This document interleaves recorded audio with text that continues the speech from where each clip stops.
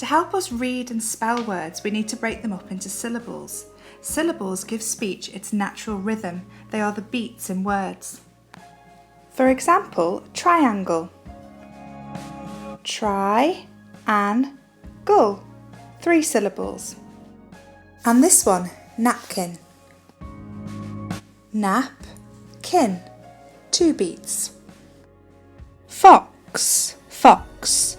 Just 1 syllable. At home, you can practice syllables by clapping them out.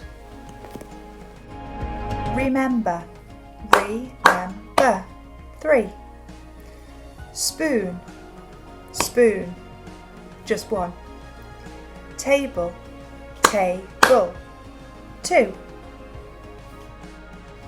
Click or tap. Hippopotamus, hippopotamus. 5. Monkey, monkey. 2. Cardigan, cardigan. 3. Apple, apple. 2.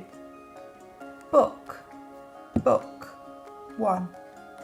Happily, happily. 3.